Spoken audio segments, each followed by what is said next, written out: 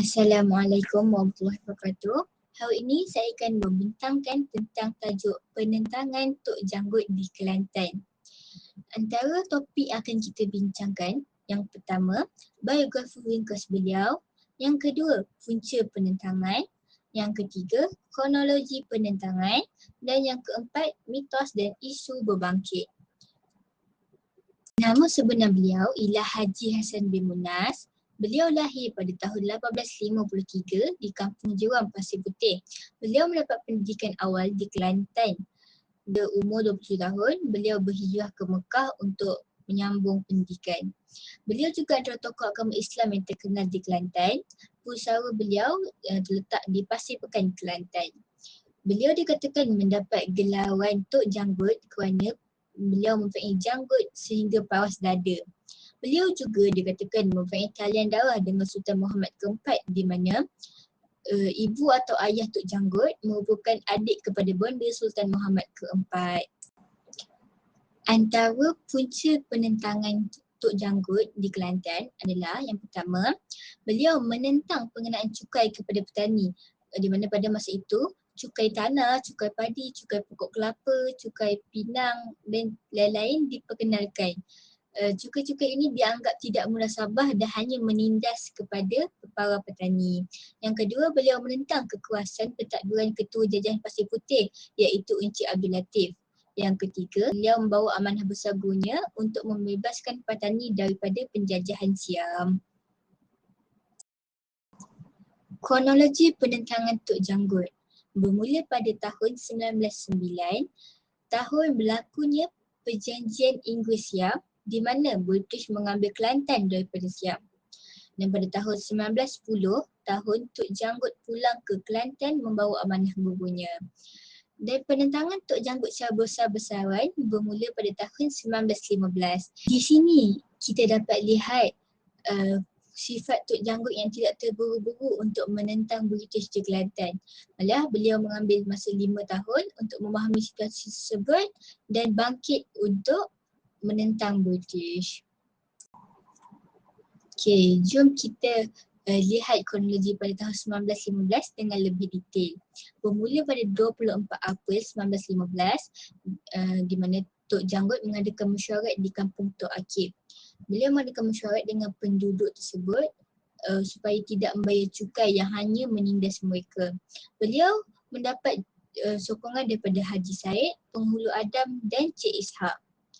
Encik Abdul Latif, Ketua Jajahan Pasir Putih, bimbang akan kehilangan jawatan beliau dan beliau menghantar pasukan polis untuk bonding dengan Tok Janggut. Semasa rundingan tersebut, berlaku satu pertengkaran antara pasukan polis dan Tok Janggut yang menyebabkan Sarjan Sulaiman terkorban. Insiden tersebut menyebabkan Tok Janggut dianggap sebagai pendahaka oleh Sultan. British menggunakan peluang ini untuk membunuh Tok Janggut. Tok Janggut yang sedar akan rancangan British untuk membunuh beliau mengambil keputusan untuk bersembunyi.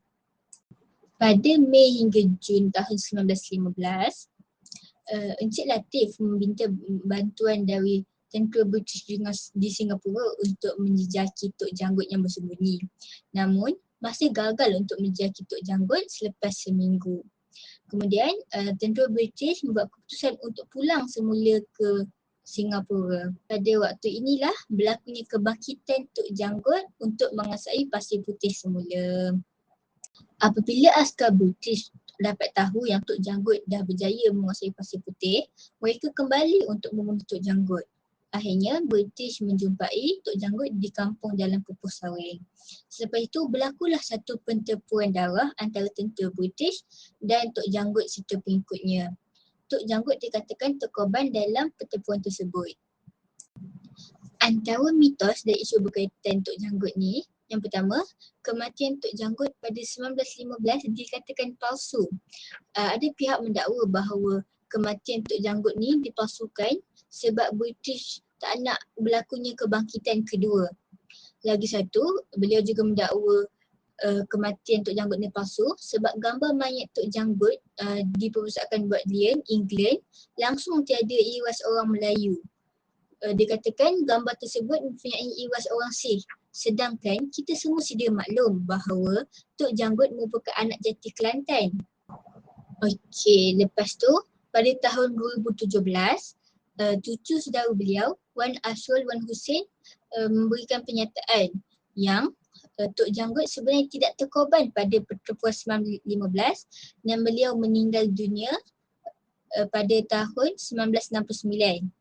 Okey, dalam pertempuran Kampung Sawit tersebut, beliau hanya cedera di bahu dan apabila beliau sudah pulih daripada kecederaan tersebut, beliau berpindah ke Macang sehingga era penjajahan Jepun. Dan beliau dikatakan meninggal dunia semasa umur 116 tahun. Sebagai kesimpulan, sebenarnya perjuangan Tok Janggut ini datang daripada semangat pahlawan-pahlawan Pahang seperti Mat Kilau, Tok Gajah dan Datuk Bahaman. Pada perbincangan sebelum ini, kita sudah tahu bahawa pejuang-pejuang Pahang ini bersembunyi di Terengganu dan Kelantan apabila British mempengaruhi kerajaan Pahang semula.